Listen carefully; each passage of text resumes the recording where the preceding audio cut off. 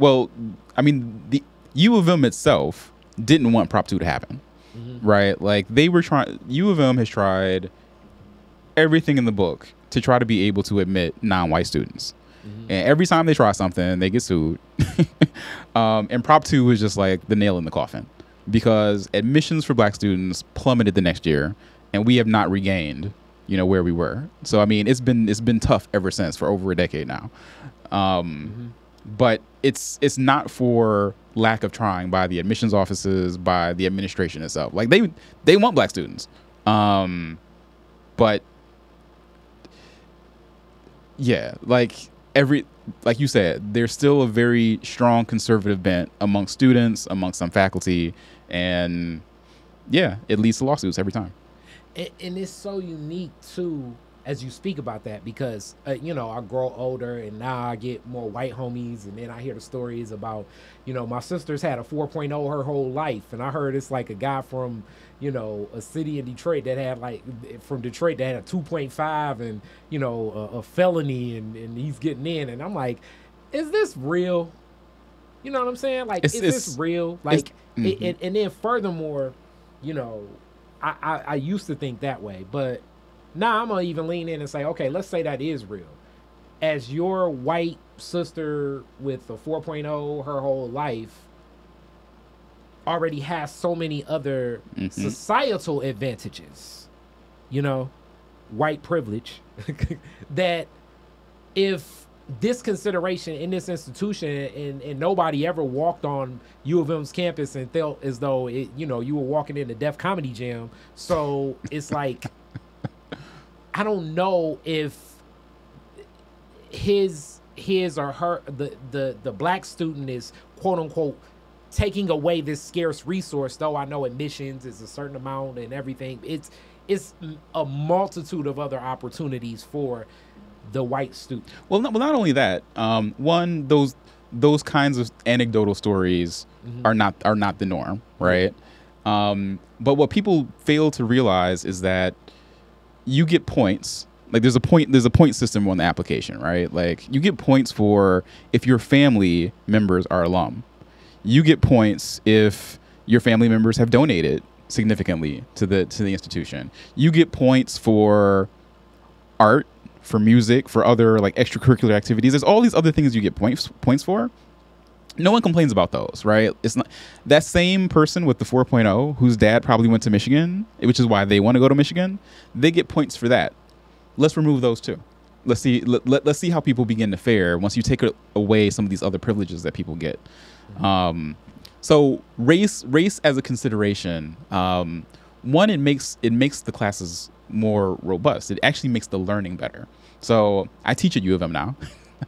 I taught my first semester in the winter, and when I look at what a majority white class is, a 15 student seminar, what the non-white students were able to bring in terms of perspective and life experience and commentary, it makes the discussion and the learning more robust. So the people who are like, yeah, we essentially want an all-white institution, you are limiting the learning that happens in that space. And you definitely just gave a heck of an argument. Like I'm also, as a Walsh College graduate, extremely conservative and Republican doctoring and thinking, but love the business school. My dad went there as in that same like legacy thing. Yep. But it's, and I'm sure definitely my theories, I had many professors backpedaling and back and forth with all my ideas, you know what I'm saying? During the whole idea of the Home Health Care Act and Obamacare, me and a couple professors were like, every day, like I was looking at, the New York Times and the Wall Street Journal just to have talking points of like, all right, all right, you know what I'm saying? I think that can enrich that experience. The same prospect in work sometimes, it's like, give that perspective. But let's go a little deeper into that whole, that the diversity in background and thought opens up a discussion differently. As that discussion opens up, how do you feel that enriches all the other students in there, because maybe I'm a student in there just thinking I want to go here, get a piece of paper so I can get a job. How is that now opening up their mind a little bit more so that they're more prepared from their college experience? Well, part of it is just understanding how the world works, right? Like if you've only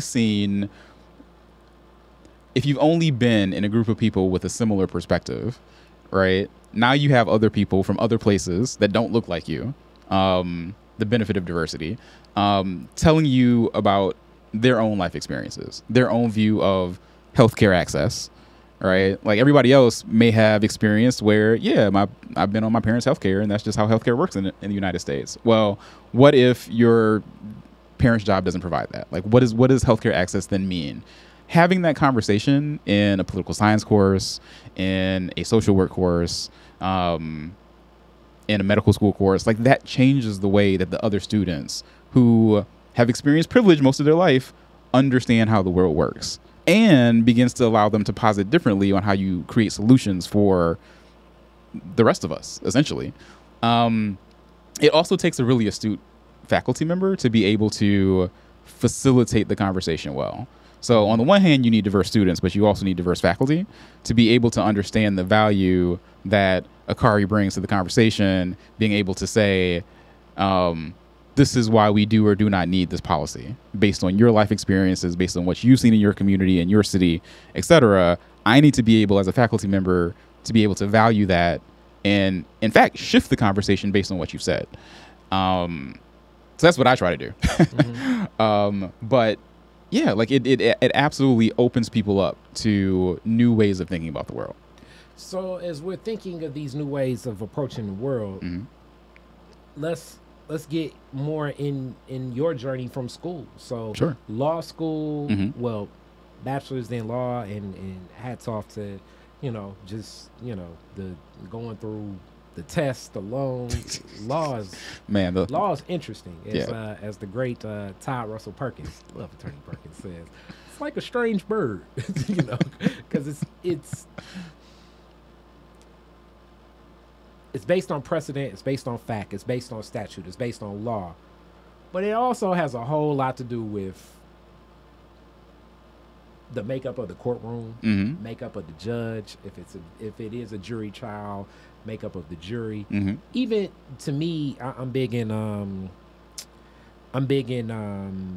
the layouts and how things are set up. Like court, to me, as a black man, for many reasons, it's even disorienting, like just walking in, approaching the bench, knowing how to talk to the judge, sitting, walking into this room at like 8:30, you know what I'm saying? Yeah. Being led in by the bailiff, sitting down probably for like 2.5 hours, the judge walking in, taking a piece of paper, doing this.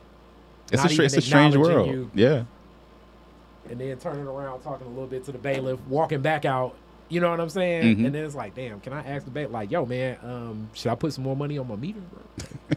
You know what I mean? Like, it's the design of it Mm-hmm. alone is it's different. Yeah. And I'm saying that as a black man, I think for most Americans. But think about it. So most lawyers are white. Most lawyers are white men still. Yes. Like there's more diversity than 30 years ago, but still the majority is white men. The majority of judges are white men. Yes. The majority of legislatures, state legislatures, are white men. The majority of our Senate and House are white men. Mm-hmm. So just the structure of law is not, it has not been designed by us.